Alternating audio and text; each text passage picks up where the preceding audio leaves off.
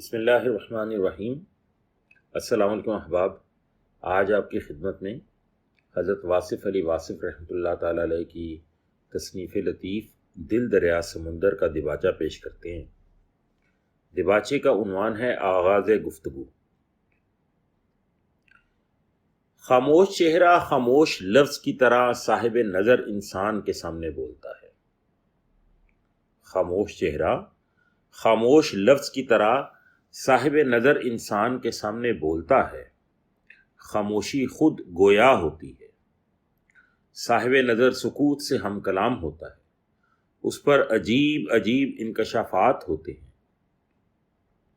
اس پر راز ہائے سربستہ کھلتے ہیں۔ اس پر افکار عالیہ کا نزول ہوتا ہے۔ اس پر پرانے اسماء کے معنی اپنی نئی جہتوں اور نئی صورتوں کے ساتھ اترتے ہیں۔ اس کے لیے علامات کا در ایسے واہ ہوتا ہے کہ وہ رموز مرگ و حیات سے باخبر ہوتا ہے۔ اس کی زندگی میں ہونا اور نہ ہونا مسلسل ہوتا رہتا ہے۔ صاحب نگاہ کے سامنے فاصلے نہیں رہتے۔ زمان و مکان کی وسعتیں اس کی چشم بینا کے سامنے سمٹ جاتی ہیں۔ وہ ماضی اور مستقبل کو بیک وقت حال میں دیکھتا ہے۔ جو واقعات ہو چکے ہیں اس کی نظر کے سامنے دوبارہ ہونے لگتے ہیں، اور وہ واقعات جو ابھی پردہ غیب میں ہیں اس کے سامنے ظاہر ہونا شروع ہو جاتے ہیں۔ یہ اعجاز ہے چشم بینا کا کہ صاحب نگاہ کے لیے شبنم کا پاکیزہ قطرہ ایک مقدس آیت کی طرح ہوتا ہے۔ صاحب نظر اس کائنات کو کتاب مبین کی طرح دیکھتا ہے۔ یہ بھی ایک ایسی کتاب ہے جس میں کوئی شک نہیں۔ خالق ایک ہے، تخلیق کا انداز ایک ہے۔ قرآن میں کائنات کا تذکرہ ہے اور کائنات میں قرآن کی تفسیر و تفہیم ہے۔ کائنات کو باطل سمجھنے والا کسی مقدس کتاب کو نہیں مان سکتا۔ یہ کائنات ایسی نشانیوں کا مرقع جمال ہے کہ ان کی تلاوت اہل نظر حضرات کا شغل ہے۔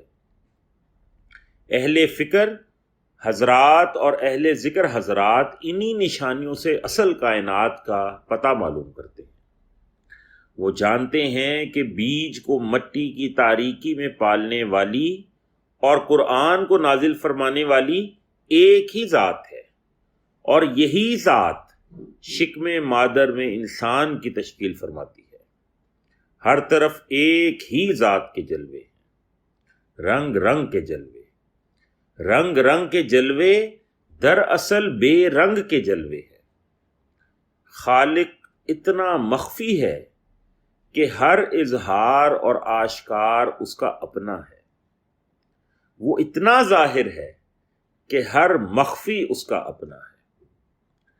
چشم بینا کے لیے یہ کائنات آئینہ روئے حسن ہے۔ اہل نظر جانتے ہیں کہ تماشا اور تماشائی ایک ہی شے ہے۔ تماشا لگانے والا خود تماشائی کے رنگ میں ہے۔ وہ خود ہی ہے، خود آئینہ ہے، خود نظر ہے، اور خود ہی خود کے روبرو ہے۔ صاحب نگاہ شاید اسی کے نور سے دیکھتا ہے۔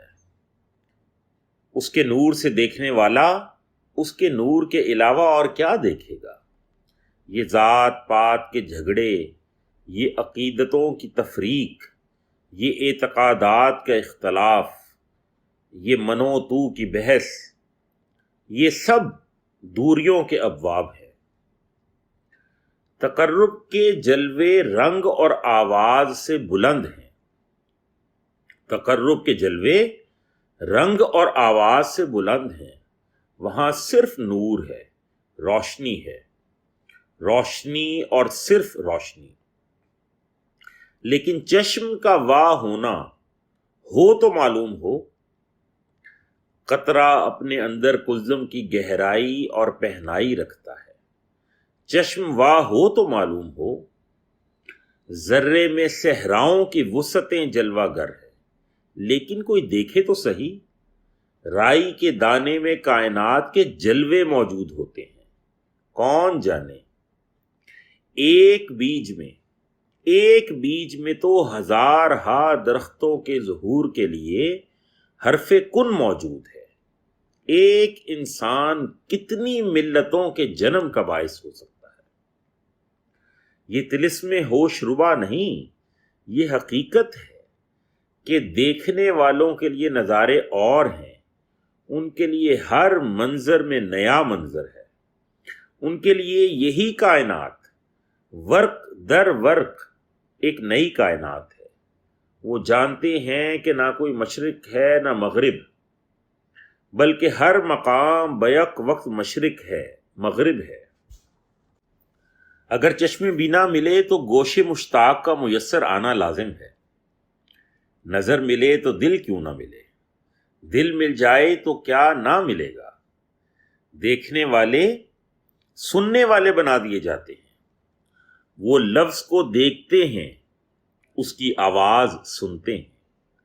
انسان کو دیکھتے ہیں، اس کے خاموش چہرے کی آواز سنتے ہیں۔